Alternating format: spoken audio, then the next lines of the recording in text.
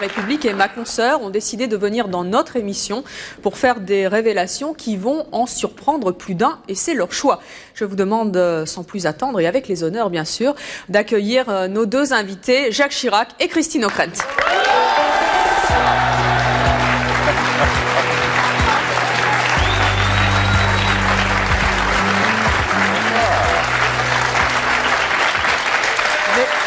Vous n'êtes pas Jacques Chirac et Christine Ockrent. Merci Evelyne, je crois que vraiment vous vous trompez, c'est bien nous. Hein, non, c'est vrai Jacques. Alors, Monsieur le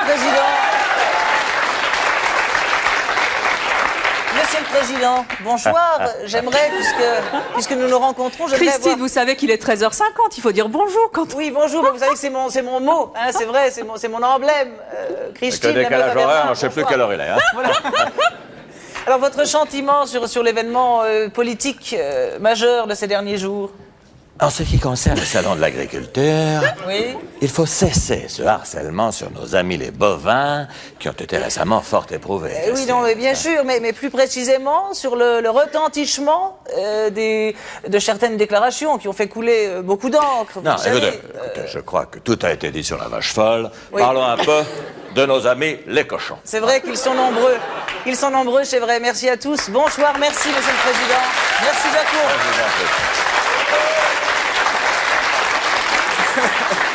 Yves, bonjour. Frédéric, bonjour. Bonjour. Yves, je rappelle que vous venez de sortir une cassette qui est intitulée Le coq fait le guignol. C'est le spectacle que j'ai donné en novembre à Bobino et qui, évidemment, reprend les principales voix de mon émission fétiche. Comment va Jean Tibéri? Écoutez, très bien. Je suis toujours candidat et je fais des pistes cyclables.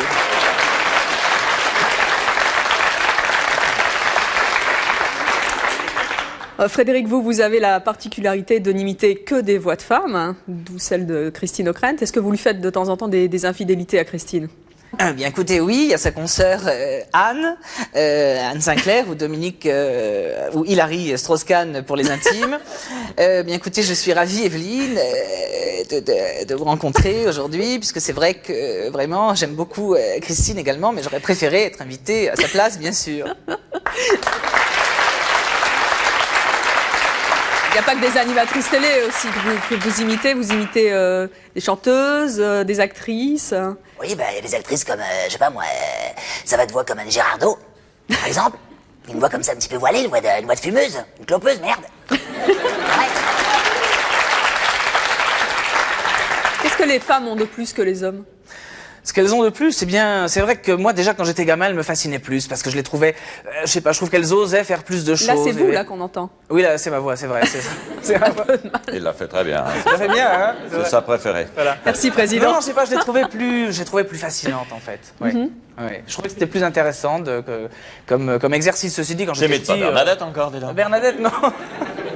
Vous faites Bernadette, Yves? Non. Ah, personnellement, non. Moi, je me la fais de temps en temps. Mais... Non, mais c'est vrai que quand même, pour qu'une imitation puisse interpeller les gens, je pense qu'il faut vraiment que ce soit quand même une voix qui soit dans l'oreille du public. Or, bon, bah, Bernadette Chirac, qui peut dire quelle est sa voix précisément? Bon, on sait que c'est mes mères, et puis c'est tout, quoi. Je veux dire, ça s'arrête là. Et Xavier Tibéri, vous la faites? Ben non, Xavier, c'est pareil. Hein, c'était, bon, je crois que Sandrine le faisait au C'est Sandrine Alexis qui l'a fait. Ça, bon, là, c'est un autre exercice. Ça devient presque une voix créée, en fait. Oui. Une caricature, une voix créée, parce que c'est pas quelque chose. Elle n'avait pas de modèle, parce que comme elle ne parlait jamais, sauf au juge, donc on ne savait pas. Et à huis clos, donc on ne savait pas quelle était sa voix, donc Sandrine a inventé cette voix par rapport à ses dents. Mais c'est un paramètre qui est important. Oh non. Elle a deviné la voix qu'elle pouvait avoir. Oui. Quelles sont les voix que vous préférez? Bah, j'aime bien aussi Nanar, parce que c'est un bonhomme quand même qui a tout fait dans sa vie, quoi. C'est un vrai comédien, il a appris le métier, bon, à travers la politique. Bon, c'est vrai qu'au Cinoche, il a quand même fait moins d'entrées au ciné que de sorties au Lyonnais, mais bon, c'est un mec qui a quand même cartonné. Bon, enfin, il y en a eu d'autres. Arlette, je la faisais déjà depuis 1974, donc évidemment, quand ils ont sorti la marionnette, ça a été... Travailleurs, travailleuses, c'est sorti tout de suite. On vous exploite, on vous ment, on vous spolie. Pourquoi est-ce que vous avez fait le choix tous les deux d'être imitateurs? Ben moi, je n'ai pas fait vraiment ce choix-là, en fait. Je crois qu'il y a un peu un hasard qui nous a amené à ça. Ouais. Je sais que ce n'est pas le titre de l'émission, ce n'est pas mon choix, mais en fait, c'est plutôt le public que j'avais à l'époque, c'est-à-dire, mettons, la classe, qui a choisi de m'entendre et qui m'a demandé de faire des imitations. Et puis moi, je les ai faites volontiers parce que ça m'amusait. Mais c'est venu tout petit, c'est venu comment ? Je me souviens plus combien je mesurais la première fois, mais en fait non, c'est venu assez tôt parce que je sais que je prenais des voix sans le savoir. J'avais tendance à déformer. C'est souvent le cas en fait, ça commence très souvent dans l'enfance. C'est rare que tout à coup on devienne imitateur à l'âge de 25 ans, 30 ans. Ça peut peut-être arriver, mais la plupart du temps quand même ça commence dans l'enfance. C'est un truc qui se fait effectivement, comme tu dis, spontanément, sans bien réfléchir. Avant la on se dit pas, tiens, bien avant la mûre. Mais effectivement on se dit pas, tiens, je vais devenir imitateur, je serai imitateur. D'abord, c'est un don ou ça se travaille ? Absolument pas garanti. Je crois qu'il y a quand même un don à la base, mais aussi... Au départ, ça ne se travaille pas. Et que si tu veux rester après ça, il faut que tu travailles beaucoup. Mais tu as raison, Johnny, c'est vrai. Et la voix que vous préférez, c'est laquelle ? Non, mais moi, je m'amuse bien avec Chirac parce que c'est un personnage qui donne toujours, qui renouvelle lui-même ses propres conneries. Donc, vous l'avez souvent rencontré. Qui nous en fournit régulièrement. Je ne l'ai pas rencontré en tant que président, je l'ai rencontré une fois en tant que maire de Paris. Et voilà. Qu'est-ce qu'il vous a dit ? Ma secrétaire trouve que c'est vous qui m'imitez le mieux. Et comme sa secrétaire le connaît bien... Et vous, Frédéric, votre préféré? Et eux? C'est difficile. Moi, je sais que moi, j'aime bien Jane Birkin. Je veux dire que c'est vrai que j'ai une tendresse particulière pour elle, quand même. Parce qu'elle est vachement sur la sensibilité et puis l'émotive. Et ça, je veux dire, ça fait plaisir de voir ça. Parce qu'elle a cette côté petite fille qui veut pas vieillir. Finalement, qui est toujours là, un peu hystérique sur les bords. Quoi, je veux dire. Non, mais c'est difficile. C'est difficile, c'est vrai, de faire un choix, justement, puisque je crois qu'il y en a plusieurs. Comme Dalida, c'est vrai, qui était la toute première imitation, je dois le dire. Et ça avait commencé le soir, dans les colonies de vacances. Je chantais J'attendrai, Gigi l'amoroso. Et c'est vrai que...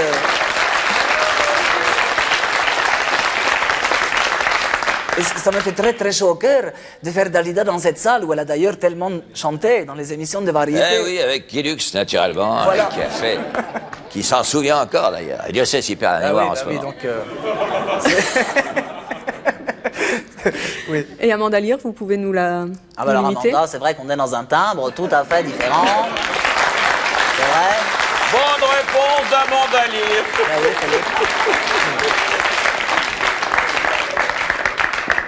on me demande souvent d'ailleurs, est-ce que vous n'imitez pas d'hommes? Je dis, mais vous n'avez pas bien vu le spectacle, je suis Amanda Lear. Non, mais ceci dit, Amanda Lear, c'est rigolo à faire aussi. Et vous l'avez déjà rencontrée, Amanda? Oui, je l'ai rencontrée. J'ai eu la chance qu'elle vienne voir mon spectacle et ça l'a beaucoup fait rire d'ailleurs.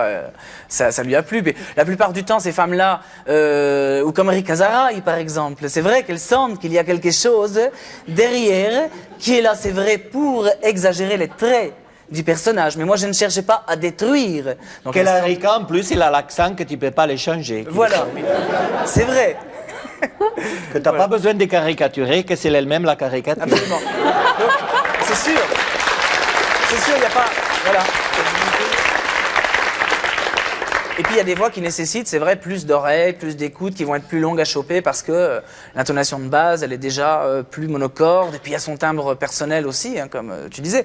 On a un timbre plus ou moins haut, plus ou moins grave, donc c'est aussi en fonction de ça. Et Christine Bravo, elle va bien?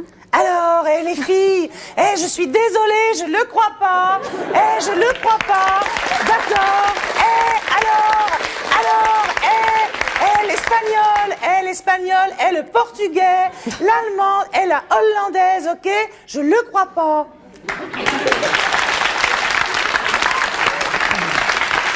Alors nous allons demander maintenant à 3 de vos confrères de nous rejoindre sur ce plateau. Je vous demande d'accueillir Patrick Adler, Gérald Dahan et Bruno Boniface.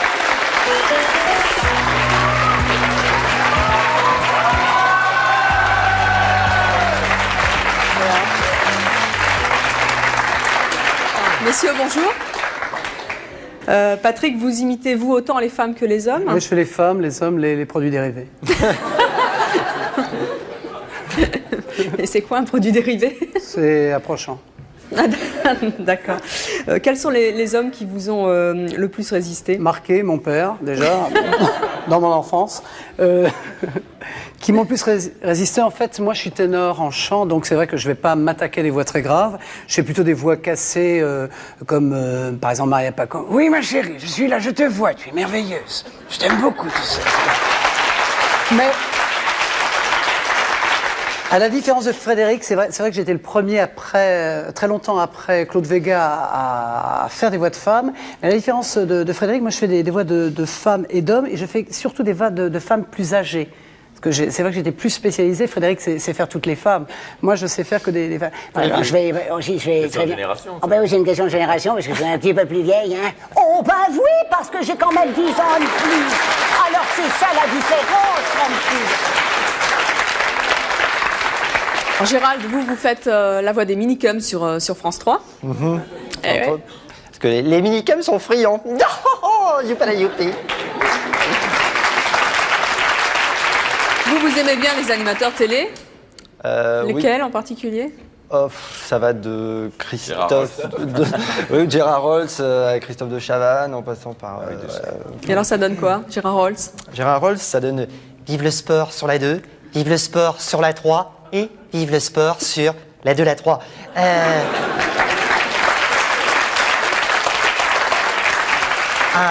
Un tout petit mot bien sûr sur le Paris-Dakar, et oui un tout petit mot sur le Paris-Dakar, et oui, un tout petit mot sur le Paris-Dakar, où tous les concurrents, je vous le rappelle, avant de partir pour le Sénégal, ont fait un tout petit crochet par la Bretagne suite à la marée noire, histoire de faire le plein. Je précise d'ailleurs, suite à la marée noire, que Soria Bonali, qui était en gala exceptionnel du côté de Brest, est arrivée sur... Oui, Soria Bonali était en gala exceptionnel du côté de Brest. Et oui, Soria Bonali était en gala exceptionnel du côté de Brest. Alors bien sûr... Petite précision, quand Soria Bonali est arrivé sur la patinoire, tout le monde a cru que Philippe Candeloro avait été mazouté. Vive le sport.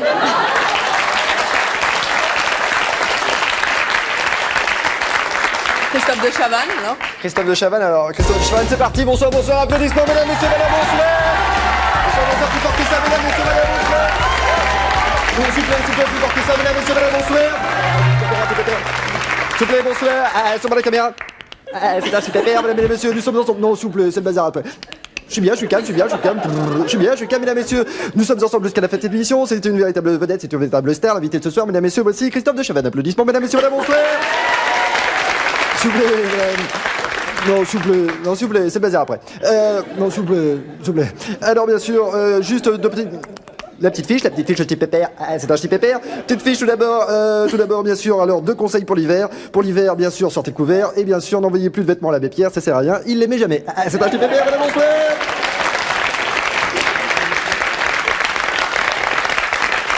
Jean-Luc Delarue aussi? Jean-Luc Delarue? Oui.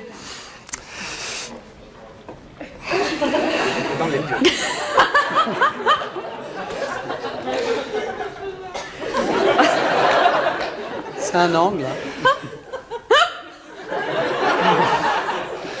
Bonsoir, faut-il parler pour ne rien dire ou se taire? Se taire de peur d'en dire trop, l'inverse est illégal du mieux, ou tout simplement le contraire.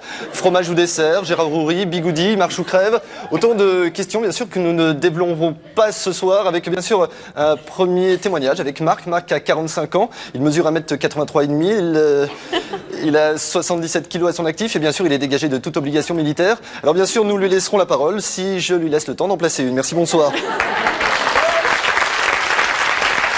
Ça fera plaisir à mon producteur. Bonjour, ami de Creil. Donc, j'aurais voulu poser une petite question à Frédéric. Ou pour le fun, pour le plaisir, est-ce que, là, tout de suite, vous pouvez nous faire Evelyne Thomas? Ouais. Et non, malheureusement, on ne peut pas fonctionner comme ça sur commande. Ben oui, c'est ça. On ne peut pas travailler comme ça sur commande. Il y a fonctionner immédiatement dans la seconde, quoi. Il faut quand même un minimum d'écoute. Voilà, à la limite, c'est vrai. Le petit rire, bon. Mais c'est vrai que malheureusement, ce serait bien si c'était comme ça, de dire tac tout qu'on y va. Ben non, il faut quand même un petit peu travailler, quoi. Profitez de vos voix pour faire des blagues, pour avoir une table au restaurant. Ou... Ah oui, toujours. Oui, ça m'est arrivé. Alors, oui. À l'époque, Philippe Risoli avait été associé sur un restaurant. Et le avec, micro, il est où? Vous nous le faites un petit peu? Un petit coup de Risoli, oui. Non, pas sur moi.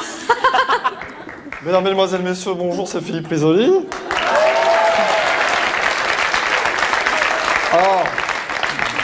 Bienvenue sur le plateau d'un nouveau jeu proposé par la Française des Bœufs. Alors bon, un jeu très simple, on fait des blagues. Le nouveau jeu, c'est le Charles Millon. Vous connaissez, Evelyne, le jeu du Charles Millon? Pas du tout. Alors, vous achetez un ticket du Charles Millon, je vous explique. Alors, vous grattez. Si vous avez un Kéran, un Gaston, un Gollnisch, vous avez les 3 fêlés. Vous avez les 3 fêlés et peut-être que vous pouvez remporter le million. Oui, c'est parti tous ensemble. Le million, le million, le million, le million, stop! Par contre, pour tous ceux qui ont perdu, vous pouvez toujours vous gratter. Bye bye les amours. Alors, la blague que vous avez faite pour... Et en fait, avec votre voix. donc on est arrivé dans son restaurant avec des amis et c'est bon, je ne donnerai pas le nom mais, du resto, mais c'était très sympa. Et en fait, j'ai pris le téléphone portable d'un copain et j'ai appelé. J'ai dit allô, oui, c'est Philippe, ça va? Donc il dit ah oui, bonjour, vous allez bien? Donc il y a une table avec quelques personnes, là, je sais pas, ils sont 7 ou 8, c'est pour moi. Hein. Okay. Des très bien patrons, très bien, okay, merci. Et donc on a pu dîner et à la fin du repas, la note nous a été offerte. Voilà.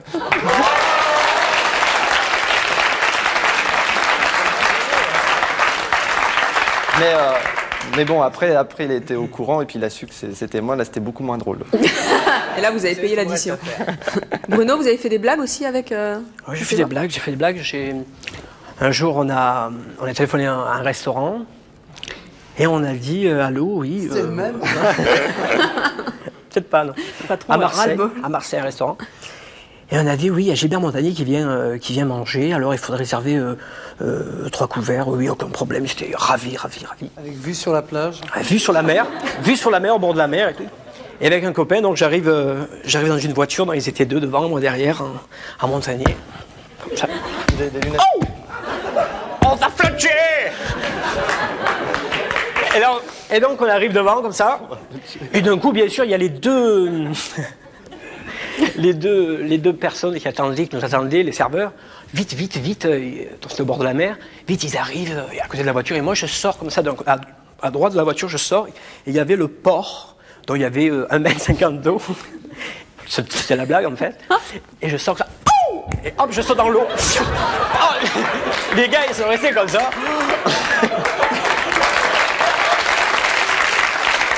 Par contre,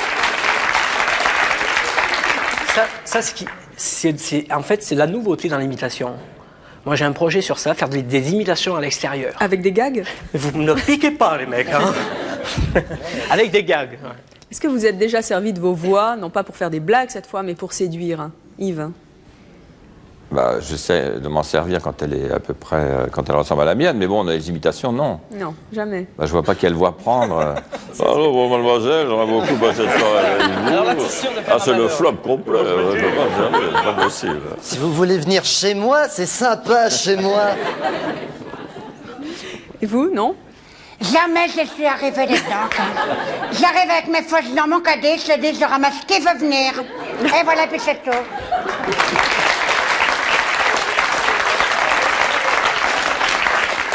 Les gens que vous imitez, est-ce que vous les rencontrez? Ouais. Il y a que... Moi, j'ai un mauvais souvenir, par exemple. J'ai un mauvais souvenir un mauvais souvenir qui est plutôt rigolo avec Maria Pacôme, qui un jour est venue me voir au théâtre et qui, à l'issue de ce spectacle, me dit « C'est extraordinaire, mon cher, quand tu fais Stéphane Escher, tu m'as merveille, ça m'a fait beaucoup rire. Mais qui est cette femme que tu fais au début ?» J'ai apparemment, c'est vous. C'est ridicule. Et elle s'est vraiment fâchée parce que je l'avais revue après au Festival de Champs-Rousse et elle m'avait dit mais je parle pas du tout comme ça dans la vie. Yves, Frédéric, vous avez des anecdotes sur les personnes que vous imitez? J'ai rencontré personnellement Alain Delon à l'occasion d'une grande soirée en hommage à Alain Delon. Vous savez qu'Alain Delon est une grande vedette internationale, donc j'ai eu l'occasion de le rencontrer. Et il a dit c'est normal que je sois imité, car de toute façon, on paierait pour être au Guignol, donc je suis ravi d'y être. Et en même temps, bon, Delon, c'est vrai que c'était quand même difficile de le prendre au sérieux, parce que quand il parlait, c'était le Viagra a été fabriqué à partir d'extraits naturels d'Alain Delon. N'oubliez pas que la fusée Ariane a été dessinée d'après le sexe d'Alain Delon. Donc c'est vrai que je me sentais tout petit à côté de lui, et je pense qu'il a aimé qu'on le représente comme ça. Yves, au Guignol, il y a des gens avec qui vous avez particulièrement la dent dure. Bon, vous citiez Johnny tout à l'heure, mais il y a aussi Stéphane Bern, tout ça. Est-ce que des fois, ils vous en veulent beaucoup? Stéphane, je ne sais pas, mais je... Je n'ai... Et vous écrivent ces gens-là pour vous dire attention, au début, Stéphane Bern par exemple. Au début de Johnny, parce que vous parlez de Johnny là, c'est vrai que la première fois qu'il s'est vu au Guignol, il a dit le coq, je lui ai cassé la gueule. C'est-à-dire que moi, quand je suis sorti de Canal, j'ai entendu une ovation. En fait, c'était les fans de Johnny qui voulaient me casser la gueule. Mais après ça s'est calmé parce qu'il y a Laurent Gérard qui l'a refait. Donc après ça, il voulait casser la gueule à Laurent. Donc je pouvais sortir avec Johnny tranquillement. Et Stéphane Bern? Stéphane, en fait, bon, je sais qu'il n'en veut pas à sa marionnette, car ça fait partie de sa notoriété. Et puis en même temps, bon, je pense qu'il garde pour lui la rancœur qui nourrit son personnage. J'avais été reçu chez Jean-Pierre Foucault, il n'arrêtait pas de dire, mais enfin, je ne parle pas comme ça. Je lui disais, mais moi non plus, je ne parle pas comme ça. Et finissait par imiter sa marionnette. Parce que ce ne sont jamais que des angles qu'on prend. Voilà, Christine Bravo, à chaque fois, elle me disait, je ne parle pas comme ça. Et vous, Gérald et Bruno, vous avez des gens qui vous... C'est vrai qu'avec Patrick et Frédéric, on a souvent eu l'occasion, à travers l'émission de Laurent Ruquier sur France Inter, de rencontrer des invités, donc, et forcément des gens qu'on imitait. Ça a été le cas avec Patrick Timsit. Et il s'est passé un truc sympa à l'antenne avec Patrick Timsit, c'est que d'abord, je suis arrivé très en retard dans l'émission, ce qui est assez rare. Et donc, j'étais un petit peu comme ça. Et en fait, je suis arrivé, je fais « Salut, c'est Timsit !»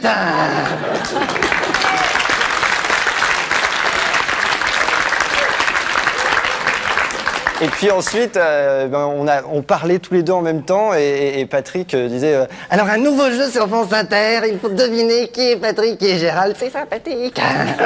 Et voilà, et puis après, c'est sympa parce que c'est vrai qu'à travers cette émission... c'est un bon moment, c'est vrai. Ouais, Les et puis, rencontres, bah oui, c'était voilà. sympa, quoi. Donc il y a des choses comme ça, comme Alain Gillot-Pétré aussi que j'avais rencontré sur le plateau de l'émission, enfin avec qui on avait sympathisé aussi, enfin bon voilà, quoi, plein de rencontres.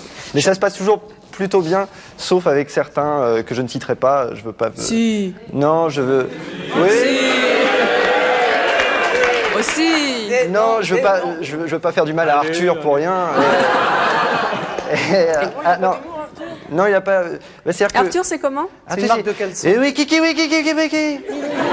Et tout sûr, donc c'est lui, c'est Arthur. C'est Arthur, celui qui était plus gros que le porte-monnaie. C'est vous dire si j'ai un gros porte-monnaie. Donc, bien sûr, il s'était un petit peu vexé, Arthur, parce que il a dit, j'ai pas une voix d'abruti. Donc, bien sûr, je vous rappelle le concept, en tout cas, des enfants de la télé. Oh, c'est quoi le concept des infos à la télé? Très simple. Il s'agit de piquer des archives à l'INA pour refacturer à la télé des images qui leur appartiennent déjà. Oui, gale.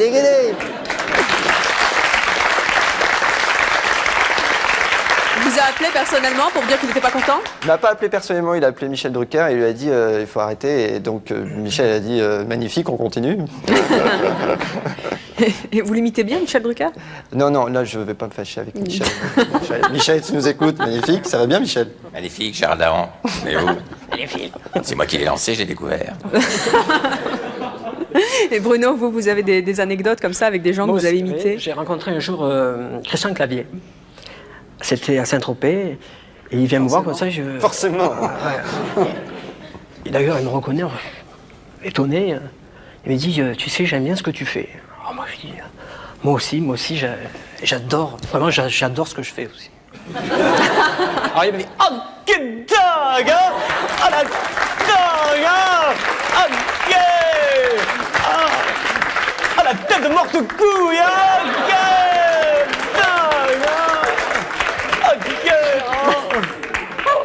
Il a peur, hein?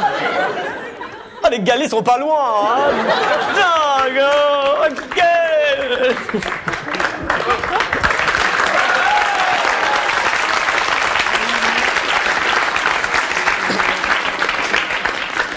Bonjour, je m'appelle Gaël, j'habite dans la région parisienne. Ma question était à l'ensemble des imitateurs. Est-ce que l'improvisation n'est pas trop dure? Non. Ils ont l'air de souffrir. À vous de juger, là. Ouais, c'est une question de nature. Quand on est rompu à ça, non plus trop. Ça dépend du public, mais le public est formidable aujourd'hui, ouais.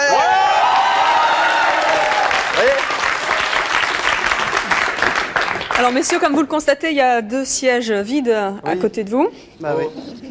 2 personnalités que certains d'entre vous imitent ont souhaité venir vous rencontrer. Peut-être même la qui sait surprise. régler des comptes avec vous. Voici Arthur. Au revoir. Au revoir. Au revoir. Merci. Ça vous inquiète? Ouais, non, non, Merci, du tout, au Arthur. contraire, c'est rigolo. Non, ça nous excite. Ah ouais, non. Ça nous excite. C'est une sacrée surprise en tout cas. Merci Jean-Pierre. On verra ça dans quelques J'ai ma instants. petite idée, Evelyne. Oui? Oui. Vous Mais nous le je- direz juste hein après les Je suis appels à allé témoins. Comme chaque jour, écoutez bien, c'est peut-être aussi votre choix. À tout de suite. Retrouvons nos imitateurs qui attendent avec impatience de savoir qui sont les personnalités qui ont voulu les rencontrer aujourd'hui. Vous avez peur? Oh bah écoutez, si c'est Muriel Robin, j'ai un petit peu mal, vous voyez. Oh bah parce que je on s'est rencontrés, bon, on est maintenant très copains, mais enfin, j'avais trouvé que j'étais pas très gentil à son endroit. Et alors? Elle me fout sur la gueule, dites donc. Qu'est-ce qu'elle a fait? Non, elle a failli me... Parce que j'avais dit quelque chose qui n'était pas très très gentil, qui n'était pas très fin. Aujourd'hui, j'ai évolué, j'ai vieilli, mais je suis un peu plus fin. Mais c'est vrai qu'à l'époque, j'avais dit un truc pas très joli. Et elle vous affiche une claque? Non, elle m'a dit... c'est pas exactement sur moi, c'était sur quelqu'un que je connaissais bien. Elle m'a dit, ça aurait été sur moi, je t'allongeais. Ce qui était une promesse. Je vous demande d'accueillir très chaleureusement nos deux invités surprises.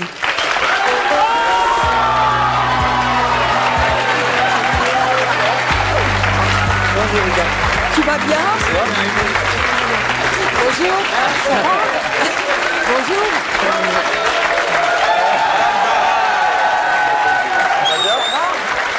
Oh, vous pouvez vous faire la bise, hein? Voyez, hein, j'en étais sûr. Alors On va qu'elle fait ça enfin fait? pouvoir régler nos comptes en public. Mais allez-y, comptes, Stéphane c'est Bern. OMTE, bien Vous, sûr. vous étiez dans les coulisses, vous avez tout entendu. Vous avez entendu. Non, Yves parce qu'il ne Lecoq. faut pas payer pour être guignol, hein, Yves. C'est Delon qui dit ça. Si, impératrice.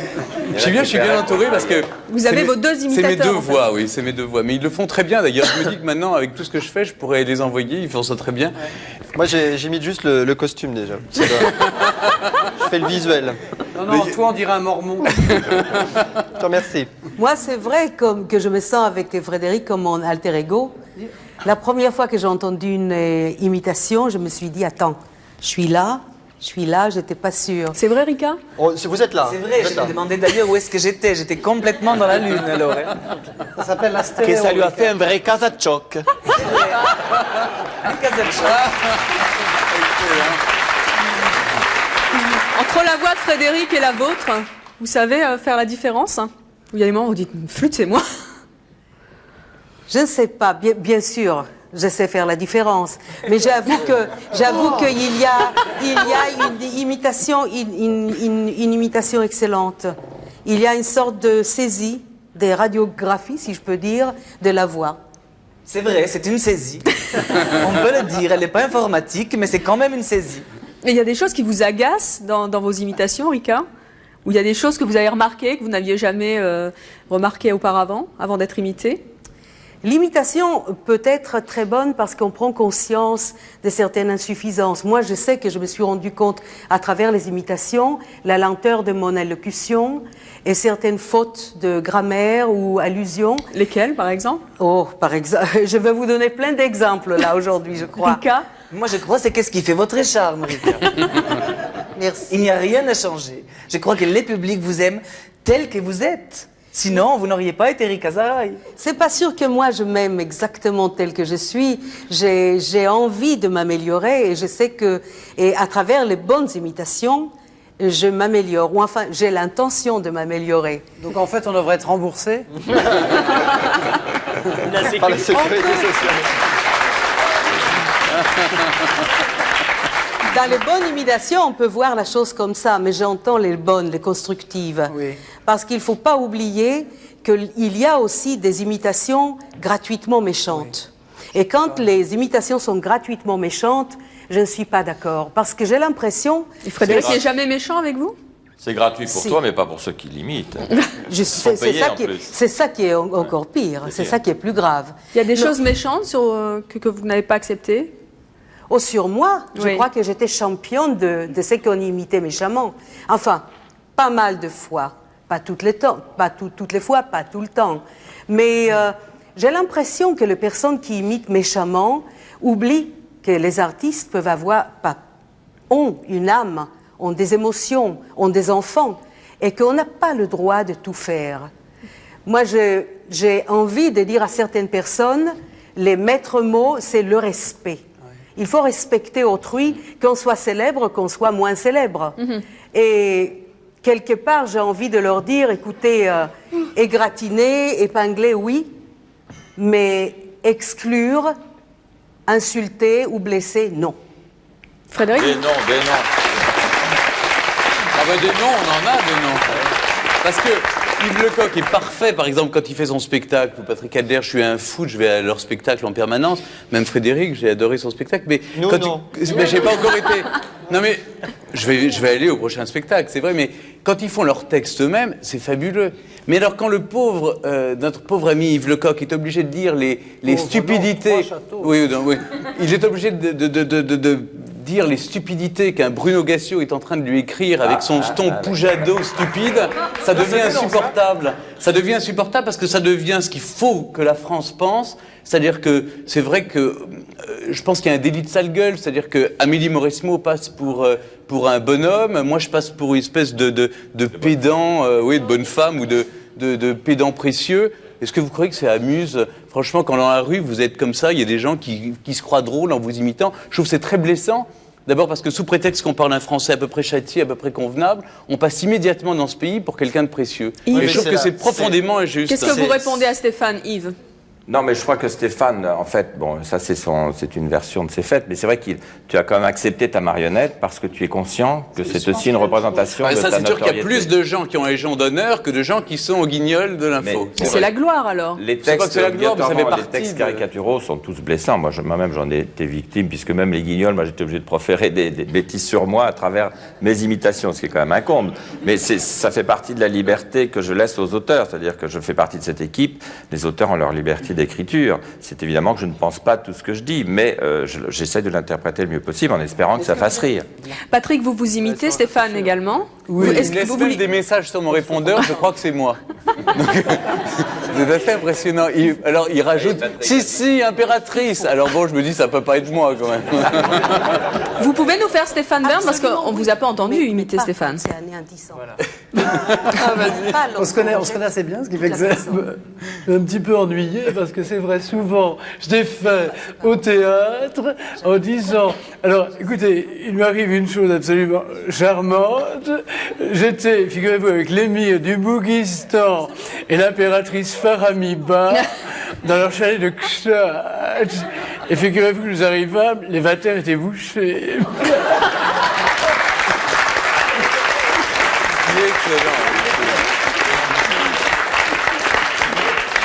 Ça le fait rire en tout cas. Moi ça me fait mourir de rire. C'est comme j'ai été voir le spectacle d'Yves Lecoq quand je l'ai vu arriver déguisé en moi dans Saga avec la perruque, l'uniforme et tout.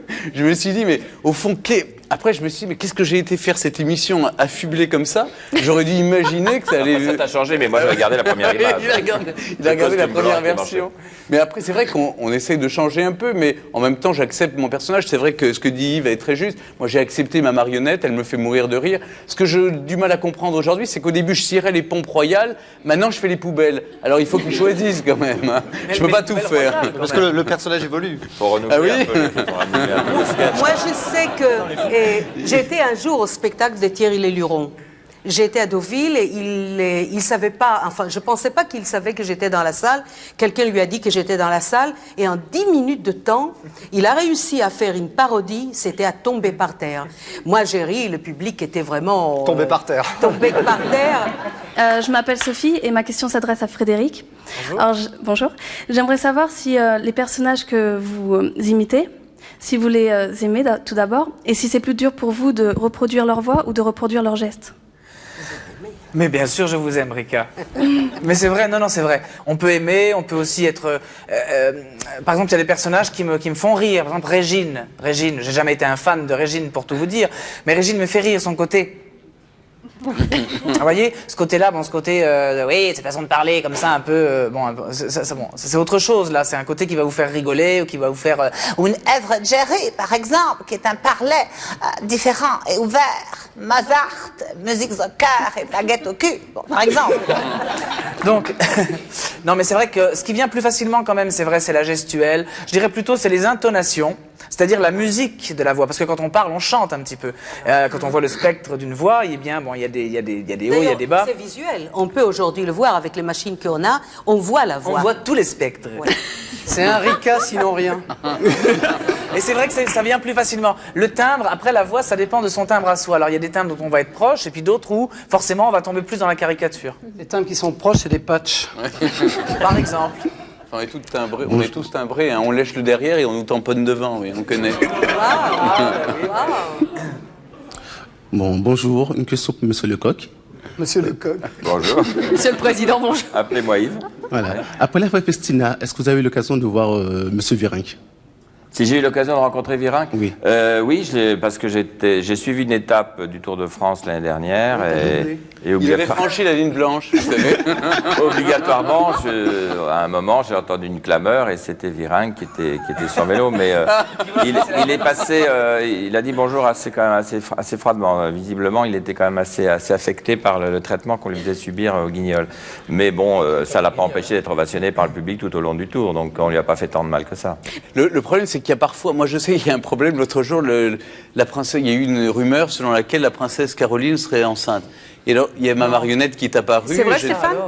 Non, c'est faux, mais en tout cas... C'est une rumeur qui circulait dans la presse. Non, ça circulait, et alors ma marionnette s'est mise, je sais pas quoi. Je faisais d'abord des crêpes avec les crachats du prince. Ensuite, on m'a tout raconté, parce qu'il y a des bonnes âmes qui vous préviennent quand même le lendemain matin de ce que vous faisiez aux marionnettes. Et alors, le palais m'a appelé, en me disant, là, vous avez été un peu loin, au Guignol. Et en me reprochant à moi, et alors, j'ai dit à un moment au palais, j'ai dit, écoutez, c'est pas moi qui fais ma marionnette, de même, essayez de pas confondre, le PPDA qui présente la marionnette, c'est pas le même qui présente le journal de 20h sur TF1. Parce que, au bout d'un moment, c'est vrai qu'on est complètement assimilé à notre personnage. Dites-le, Stéphane, c'est vous, en fait.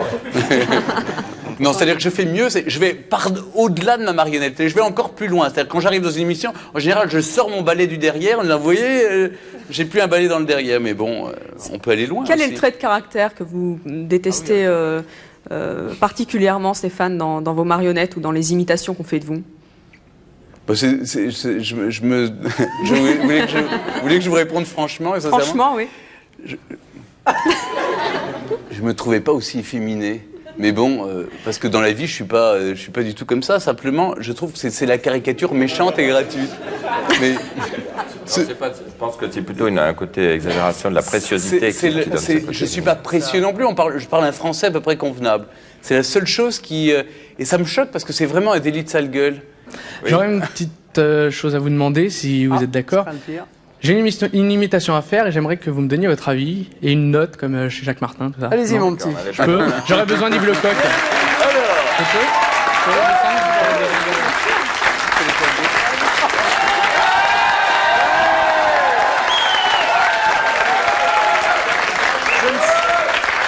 Quel âge tu as? Evelyne Thomas est la fille de cachet de Jacques Martin. Alors, il est où ton papa? Je t'écoute. Bonsoir, ça marche. Je vais vous faire un tour de magique. C'est magique. Alors, je vais faire le tour de Yves Lecoq. J'ai fait le tour du coq.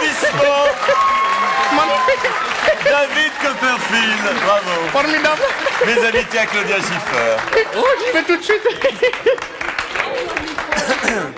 Alors, c'est bien? Vous lui donnez combien? Ah bah oui, ça a marché. C'est 10 sur 10, là. C'est le public qui décide. Ah oui, on va donner des notes. Allez, 10. Tout le monde lui donne 10. Super. Pas mal.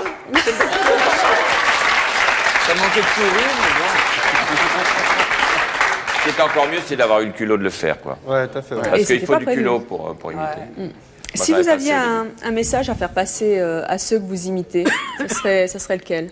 Moi, je dirais, pardonnez-nous, car nous ne savons pas ce que nous faisons.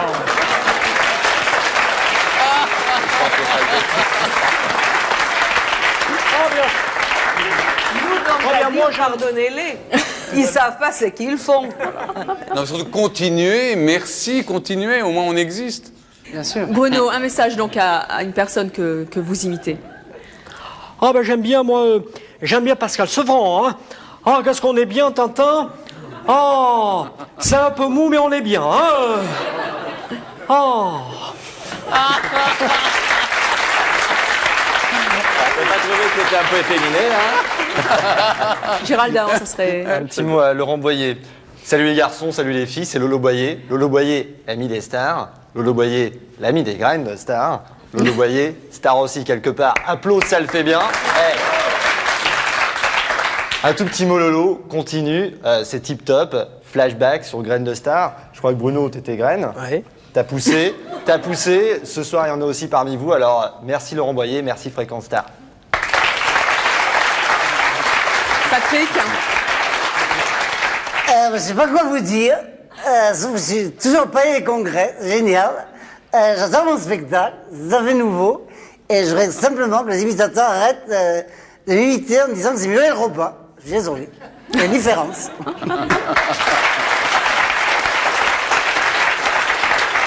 Frédéric, un petit message. Oui, peut-être non, je dirais plutôt à Brigitte Bardot qu'elle arrête d'écrire des conneries. Pour commencer. Et puis sinon, je dirais à Sheila de venir un peu plus souvent, enfin aux gens de la télé d'inviter un peu plus souvent Sheila, parce que je trouve qu'elle n'a pas finalement enfin comment dire, les invitations qu'elle devrait avoir en venant de sortir un nouveau disque aussi. Sheila, ça fait comment? Oh bah Sheila, ça fait par exemple comme les rois mages en Galilée avec moi, suivez des yeux l'étoile du berger. Je te suivrai, où tu iras, j'irai, fidèle comme une ombre, jusqu'à destination.